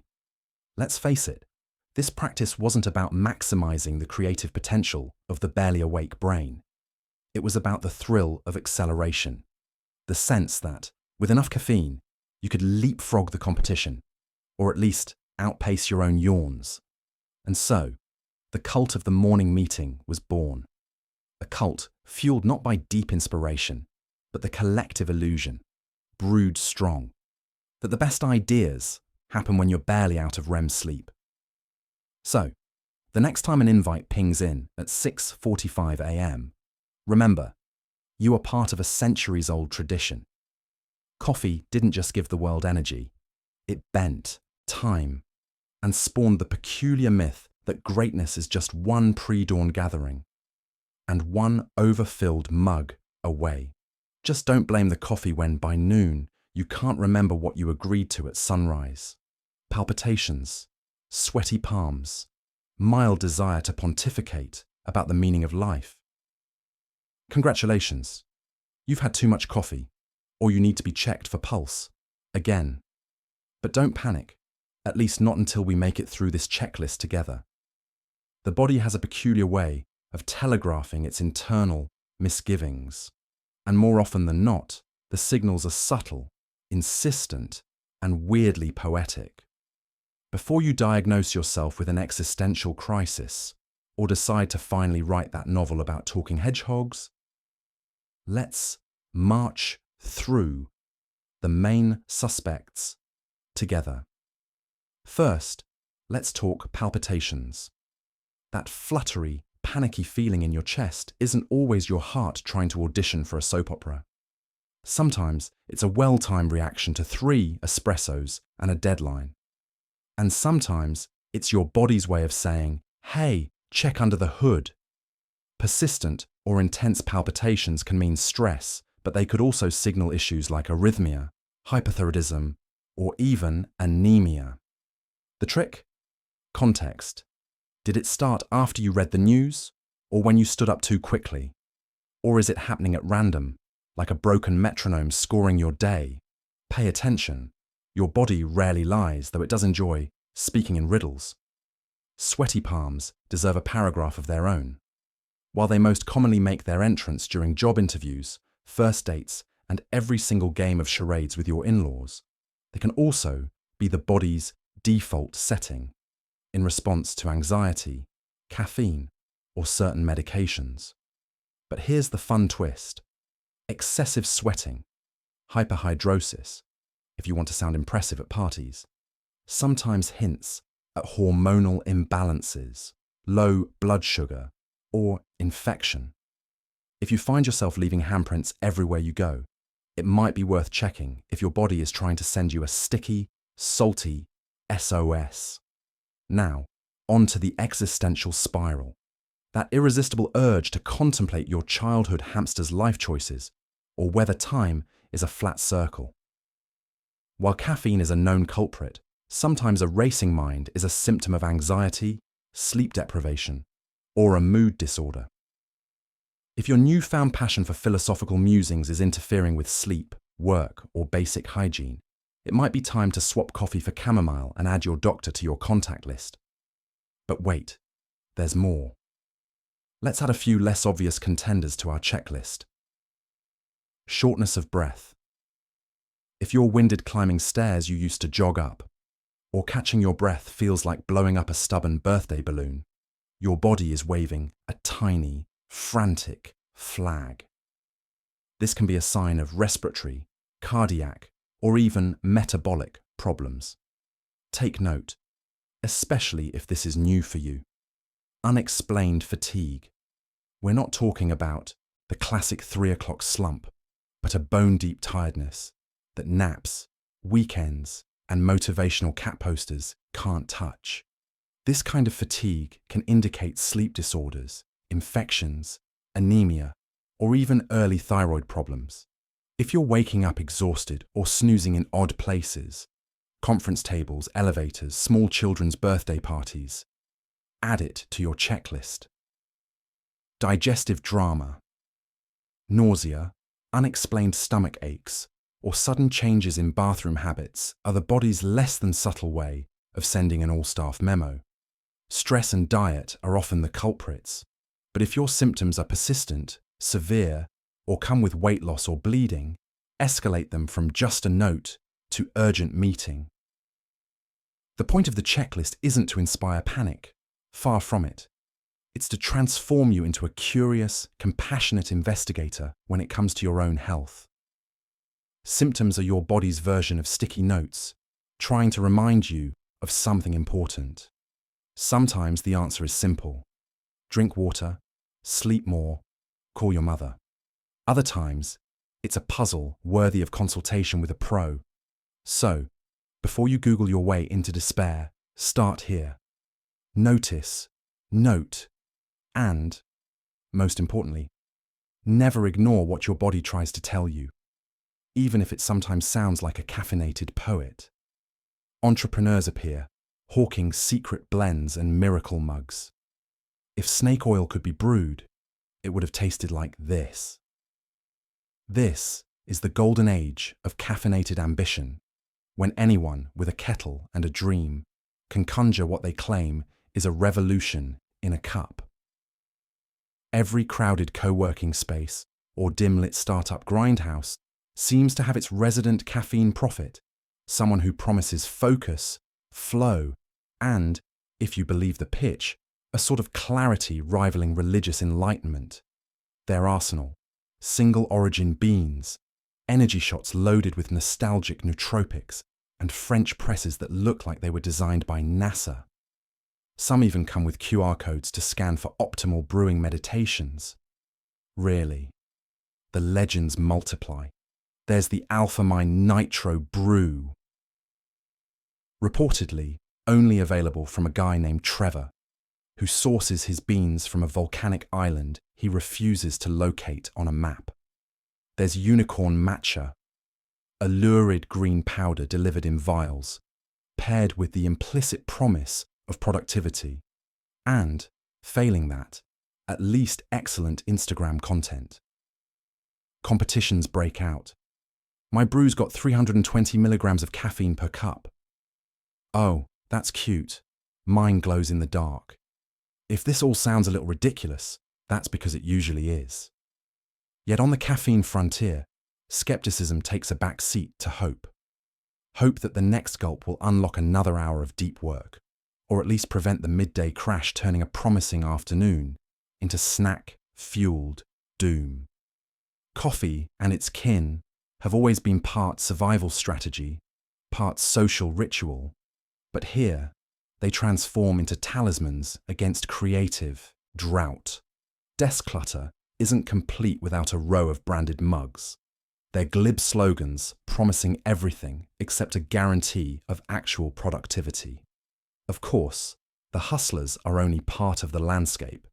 There are genuine enthusiasts, the earnest home roasters who wax poetic about the Maillard reaction in their emails, the hobbyists who hand-grind beans at dawn as if composing a love letter to their own potential. Online forums host fiercely civil debates about extraction methods. Entire newsletters exist solely to dissect the mouthfeel of the season's latest micro-lot. To outsiders, it's a rabbit hole, but for the initiated, it's a lifeline, a faint signal that in a world of chaos, some variables can still be controlled. But on this frontier, excess has consequences. For every tale of breakthrough and buzzy eureka moments, there's a cautionary counterpoint. Things get jittery, literally. The fine line between wired and frazzled is crossed daily, and often without warning. Hands tremble over MacBook keyboards. Eyes dart anxiously from screen to screen. Someone, somewhere, has decided that what really rounds out a double espresso is a can of something called Bolt juice. The results are less than glorious. In quieter corners, after the initial rush ebbs, a new kind of wisdom begins to filter through. The veterans, marked not just by their collection of pour-over cones, but the calm with which they refuse another sample shot, gently suggest moderation. They talk about water, lunch, the revolutionary notion of a walk outside. Sometimes, whispers one founder, who's been through 2 product pivots and a caffeine withdrawal or 2, the best clarity is found on the other side of a nap. Still, the allure endures. The caffeine frontier is busy, noisy, and faintly absurd, but it's also alive with possibility. The ritual persists. The boiling water, the fragrant bloom, the hopeful sip. For some, it's fuel. For others, it's a faith. But for everyone on this frontier, there's the shared knowledge that tomorrow might bring a new blend, a better method, or at the very least, another good story.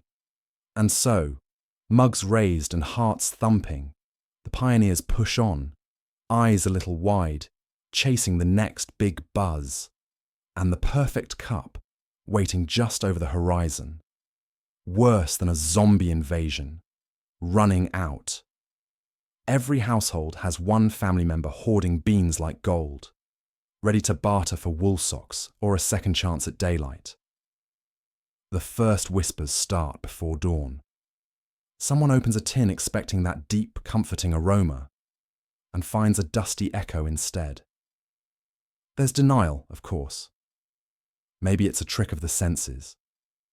Maybe the beans are hiding, migrating to the back of the pantry like nervous forest creatures. But after the 4th shake and 5th tilt, the truth hits.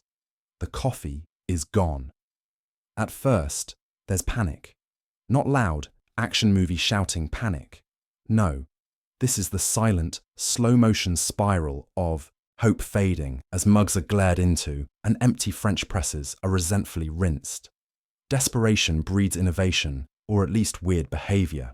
The usual morning rituals turn into caffeine archaeology. People dig behind tomato cans and bags of mysterious flour. Someone proposes grinding old chocolate-covered espresso beans.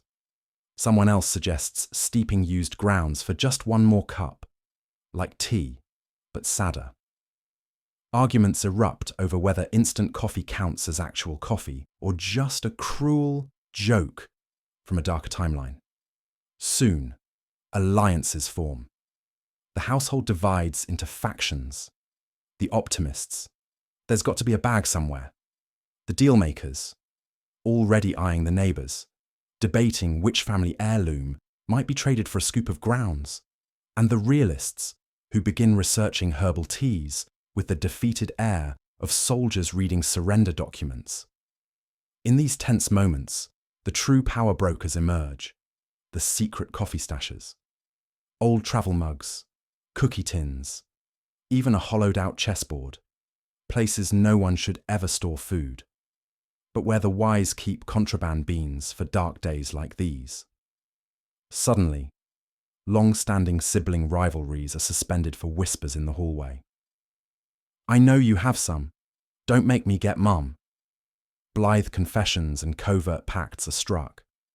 In long-term partnerships, the hoarder is both resented and revered. A coffee dragon on a mountain of potential mornings. Threats are made. Hand over the stash or you wake up first for a month. Often, even the most iron-willed guardian is finally coaxed into a ceremonial measuring of the last precious spoonful. What follows is a high-stakes negotiation. How strong should today's pot be?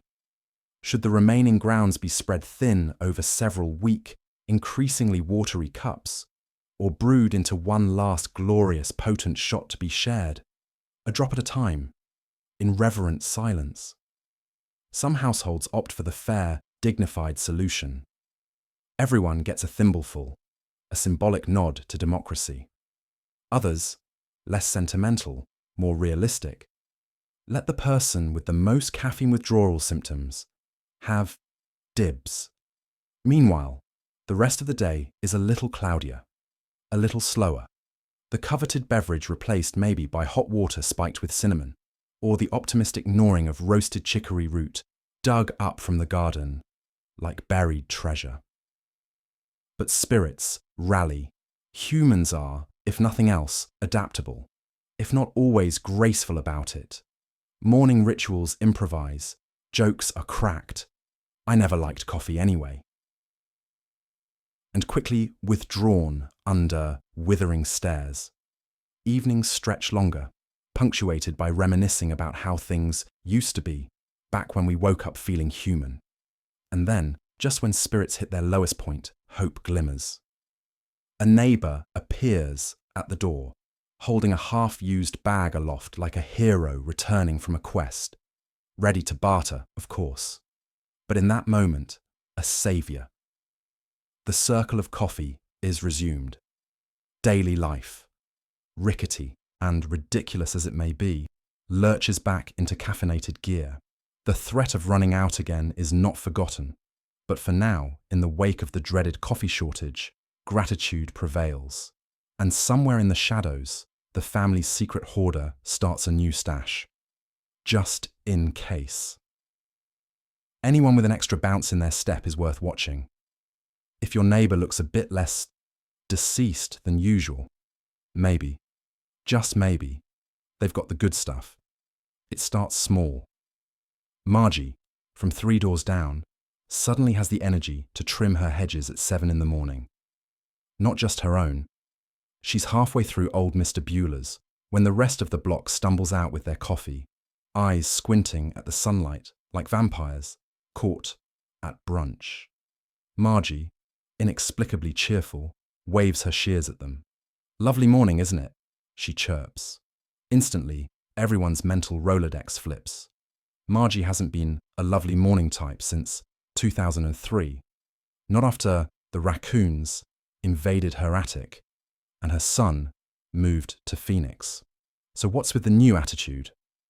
The rumors begin before she's finished clipping the rose bush. The next suspicious act comes from Glenn, across the street. A man whose daily schedule once revolved around yelling at the mailman for delivering junk, bills. Now he's out jogging. Jogging, in a matching tracksuit no less. Teenagers whisper as he passes.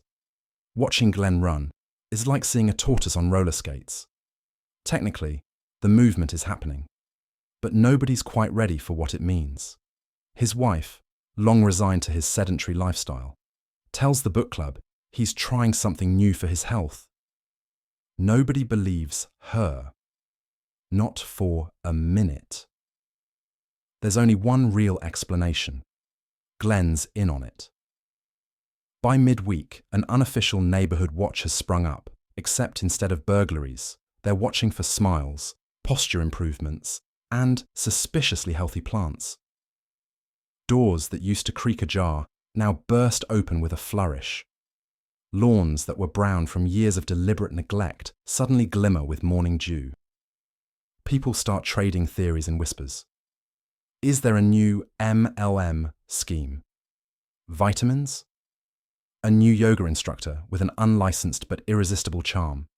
No, the smarter money's on something more illicit. Something not easily explained by oat milk or essential oils. The neighborhood children, usually oblivious to adult rituals, catch on faster than expected. They keep tallies. 3 more adults skipped their afternoon naps. 2 more walk their dogs the long way around the block.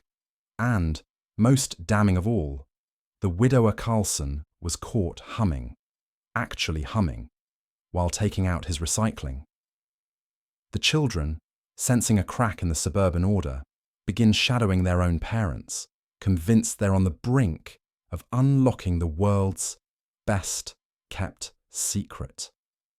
Of course, with rising suspicion comes petty sabotage. Carol refuses to water her garden, just in case the neighbor's miracle. Tomatoes are part of the conspiracy. Mail gets misdelivered accidentally on purpose, with neighbors rifling through each other's catalogs, searching for signs, pharmaceutical advertisements, strange labels, oddly generic packaging. The book club, always a hotbed of gossip, goes into overdrive. Chapters abandoned, the conversation turns to surveillance strategy. Should someone set up a night watch, offer to dog sit and snoop for evidence? Meanwhile, those who do have the good stuff are forced into elaborate cover-ups, disposing of bottles at odd hours, stashing unfamiliar packaging beneath piles of junk mail, suddenly expressing an intense interest in composting to explain the increased bin traffic. One notably spry retiree attributes his new vigor to wheatgrass smoothies, but changes the subject abruptly if anyone asks for a recipe. By the end of the week, suspicion has reached boiling point. Every rejuvenated step, every uncharacteristic smile, every suspicious act of neighborly generosity is met with narrowed eyes. The communal trust, built over decades of shared block parties and PTA meetings, shows cracks, hairline fissures forming along the fault lines of envy and curiosity. It's clear, in a town where monotony is the norm, any deviation raises red flags, especially if it involves happiness, energy, or, heaven forbid, a hint of optimism. Whatever's behind these changes, the neighbors are determined to get to the bottom of it. Because around here, happiness isn't just suspicious, it's practically a crime. Not every attempt ends with a miracle. Sometimes people just wake with a headache, or, on a bad day, wish they hadn't at all. The aftermath of failure is quieter than one might expect. There's no sudden chorus of angels or blinding light declaring what should be learnt. Instead, there are far more subtle symptoms. Sluggish limbs, the bitter taste of regret, and the unmistakable weight of expectation left unfulfilled. Waking up after a failed resurrection feels less like being handed a second chance and more like being thrust into a half-finished story. One where the protagonist isn't sure if they're supposed to take a bow or exit quietly stage left. For practitioners, there's an unspoken code. You do not talk about the ones who don't rise singing. The rituals are carefully recorded, their timings, the ingredients, the lunar phases, but the aftermath is swept aside, hidden in the private ledgers of memory. Still, stories leak out in the hushed tones of guild halls and the muttered confessions of late-night taverns. One tale tells of a young man revived after his heart failed during a storm at sea, only to return with a morbid fear of water and a stammer he'd never known before. Another, less whispered, concerns the woman who awoke with her husband's name on her lips, only to forget her own by the afternoon. And for those who awaken after a failed resurrection, what then? Some are terrifically mundane, moving through the days as if nothing supernatural had happened at all. Their disappointments are private, their sense of failure tucked behind strained smiles or in the polite refusals of visitors bearing flowers. They become experts in the art of pretending. Others, though, can neither forget nor escape the attempt. They become obsessed, haunted by memories of near victories, the moment just before breath returned, the sensation of floating above one's own body, the half-formed images glimpsed on the other side. They might spend years searching for what that moment meant, or for the person who coaxed them back and then failed to close the circle. Failure, too, casts a shadow over the would-be miracle workers. Every unsuccessful resurrection is an indelible mark, a story they carry whether they admit it or not. The self-assured phrases, "It just wasn't their time," or "The soul must have chosen not to return," do little to assuage the quiet, hollow ache of disappointment. Some turn away from their craft altogether, convinced that the loss is a condemnation. Others double down, refining their rituals with obsessive rigor, desperate to prove that resurrection is more than just random chance or the caprice of fate. The families and friends of the nearly resurrected also live in this aftermath. Often, they are left with more questions than before. Was the attempt worth it? Did the loved one return as themselves, or as a shadow, a little emptier than before? Sometimes, reunions are awkward or anticlimactic. The person who comes back is changed, sometimes subtly, other times irreparably, and the joy of reunion is slowly replaced by a sense of loss for the person they once knew. The aftermath isn't always tragic, though. For some, the failed attempt becomes a pause, one with the potential for new understanding. Survivors may gain a peculiar appreciation for the ordinary, that headache evidence that something impossible was attempted, even if it didn't quite work. The failed resurrection, rather than a total defeat, becomes another layer in the strange, unfolding story of being alive. An interruption, not an ending. If miracles are rare, so too are perfect failures. In the ambiguous aftermath, life goes on, marked only by the faint echoes of what might have been. There is space here for uncertainty, for mourning, and, sometimes, improbably, for hope. Look, modern science has some notes. With enough coffee, you might not get literal immortality, but you'll definitely spend enough time awake to regret ever asking. Let's set the scene. It's the 1700s. The Age of Enlightenment is brewing, alongside a suspiciously robust batch of coffee. Coffeehouses have become the Wi-Fi free equivalents of co-working spaces, pulsing with gossip, journal readings, poetry, politics, and that one guy who insists on reading Voltaire out loud for the 9th time this week.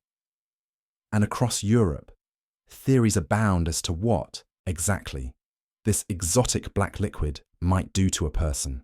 First, the claims. Coffee, to the 18th century mind, isn't just a drink, it's a potion, a miracle, and, depending on which pamphlet you're reading, the secret to longevity and impregnable good health. Step into a London coffee house, and you'll hear debates ranging from, can coffee cure consumption, to, will it really stop my hair from falling out? Spoiler alert, the answer to both is a caffeine-fueled, probably not, but let's keep drinking. Yet, for every wide-eyed advocate declaring coffee a panacea, there's a stern physician ready for scientific dissent. Dr. William Salmon, who published health advice with the confidence only an 18th century gentleman could muster, warned of coffee's alleged side effects, nervous fits, shriveled innards, and, of course, that truly Victorian affliction, excessive thinking. One can only imagine the horror upon learning that excessive thinking is, for many of us, a baseline setting. Still, Salmon's warnings were often drowned out by the cheerful clinking of porcelain cups. Modern skepticism enters the chat rather late, armed with double-blind studies and a robust understanding of antioxidants. Today, we know coffee isn't a magical life extender, but it's no villain either. Harvard researchers suggest moderate coffee intake may be linked to some health benefits, like a reduced risk of certain diseases, provided you don't drown it in syrup and whipped cream. Sorry, Frappuccino fans.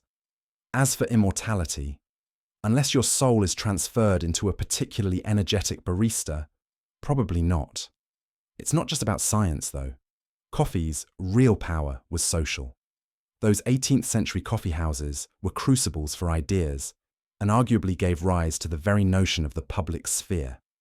Over every cauldron-like pot, philosophies were brewed, revolutions hatched, and literary movements ignited.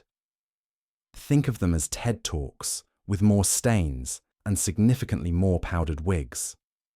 The question for modern skeptics isn't, will coffee let me live forever? But, what would Isaac Newton's group chat look like after 5 cups of Turkish blend? Let's take a step back. Why did anyone believe in coffee's magical properties in the first place? Well, for one, the alternative was often beer, gin, or water that gave cholera a commute. Coffee sobered people up and brought clarity, a clarity sometimes misidentified as divine enlightenment.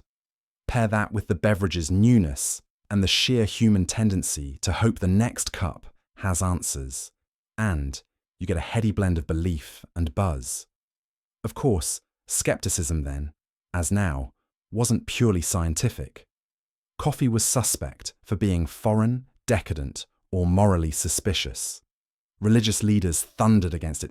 Doctors debated its dangers in journals teetering on the edge of satire.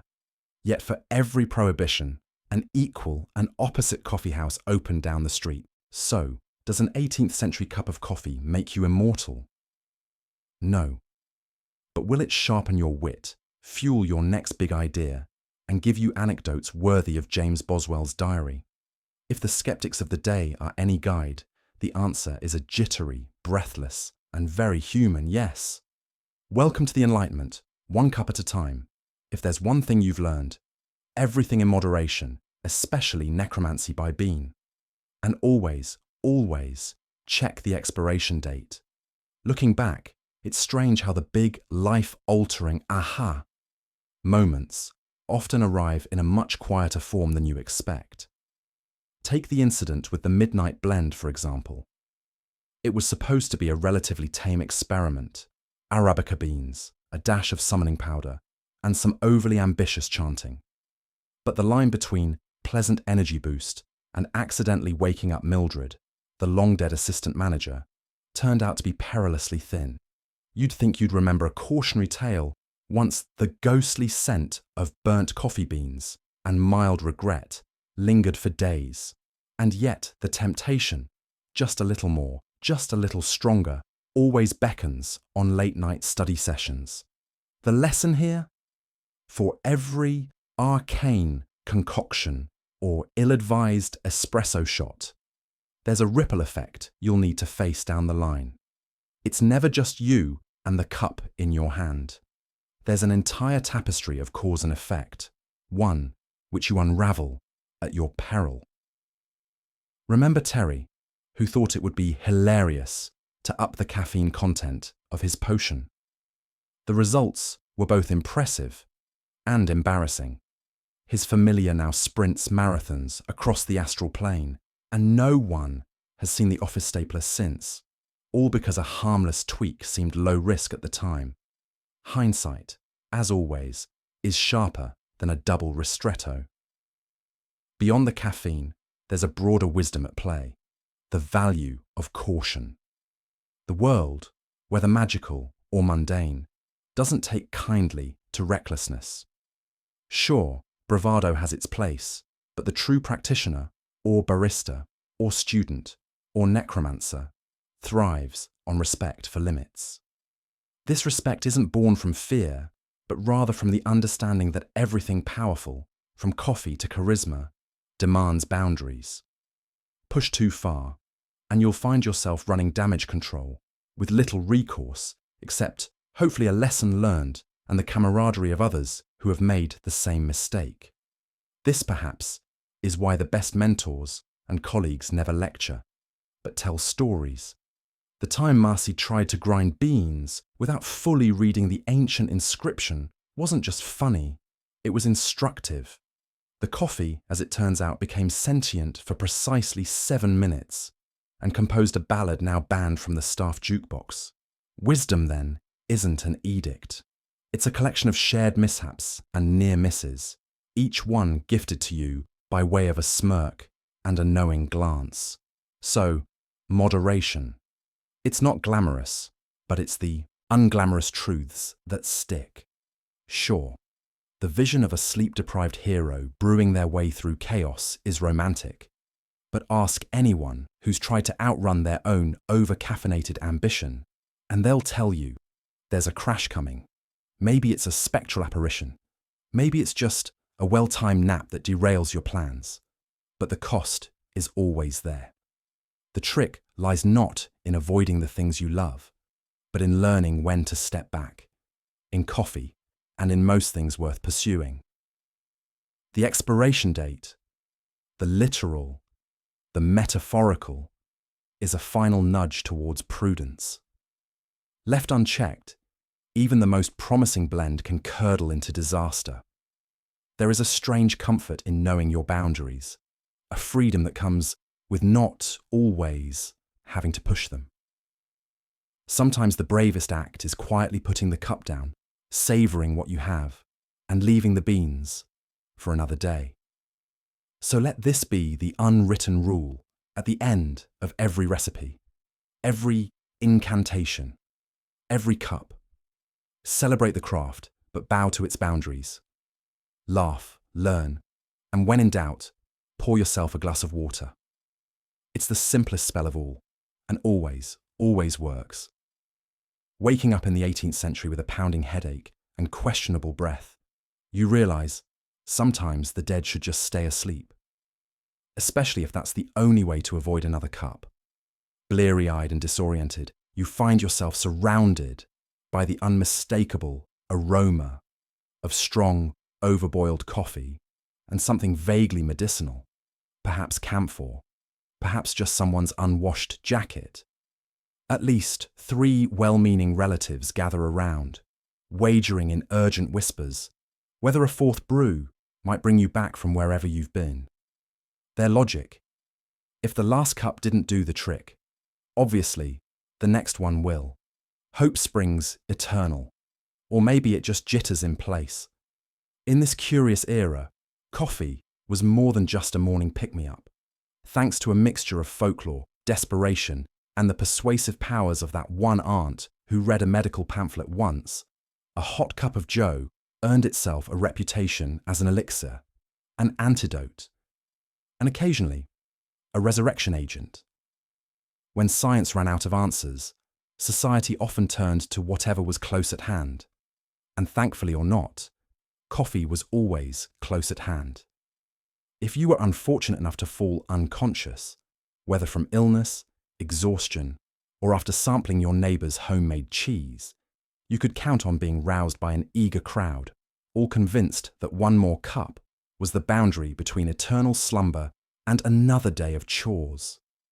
Forget the gentle art of waking someone with a soft nudge. Here, you might just be treated to the 18th century equivalent of, have you tried turning it off and turning it back on again? With coffee as both the off switch and the reset button. And while the sentiment was somewhat touching, the results were mixed. Some people woke up just enough to protest, only to slip into another, even more caffeine-fueled nap. Others groaned, blinked, and reached for water, wishing desperately for painkillers that wouldn't exist for another 100 years. And sometimes, just sometimes, someone did rise to greet the room, only to wish they hadn't. Imagine the confusion. One moment in a dreamless fog, the next surrounded by anxious faces, sticky with coffee, and the embarrassing knowledge that your socks don't match. Of course, not everyone bought into the magic of the bean. Some skeptics rolled their eyes and insisted that waking the dead was better left to folklore than family get-togethers. Even the most devoted relatives had to admit that no amount of boiling and pouring could coax everyone back to the land of the conscious. Still, the ritual persisted, if only because doing something always felt better than doing nothing, especially when that something doubled as a socially accepted excuse for another round of drinks. Looking back, it's hard not to grin at the sheer optimism required to believe in coffee-fueled miracles. These were people for whom resilience was a daily necessity, and hope came pre-ground, ready to infuse their lives with the energy, or at least the illusion, of possibility. Even when the answers were unclear, their determination to keep trying, to keep believing, gave every morning new potential and every nap a hint of peril. So next time you grumble about your morning coffee or wonder who in their right mind drinks it black, remember this. You're the beneficiary of centuries' worth of trial, error, and wide-eyed enthusiasm. Your ancestors survived not just by force of will, but by clinging to whatever hope and habit they could brew. If you ever find yourself waking up groggy, grateful for peace instead of a crowd bearing mugs and wild ideas, give silent thanks for modern medicine and the invention of decaf. After all, in the 18th century, waking up not like you hoped was more than a rude alarm. It was a shared, slightly absurd testament to the power of hope and hot beverages. Here's to waking up gently and leaving miracle cures in the past, at least until tomorrow's first cup calls you back to the living. So, tonight as you settle in, safe in your bed with your beverage of choice, and not a single person trying to pour coffee in your mouth while you nap, take a breath. The 18th century was a world sustained by hope, rumours, and enough caffeine to keep philosophers babbling until sunrise. People were searching for miracles, even if all they found was a jittery uncle and some historic indigestion. It's easy to laugh, but historic resilience is real, even when it's caffeinated and a little absurd. Give a quiet thanks to your ancestors for testing the limits of coffee, so you can sip yours in peace, without someone waving it over your lifeless body. Whatever miracles you need tonight, may they come with less drama, more comfort, and possibly a splash of oat milk. Because even if history is full of strange concoctions and questionable advice, it's also full of people who refuse to give up, even at 3 cups past midnight. Sleep well, dream easy, and remember, tomorrow's coffee is for the living. Good night.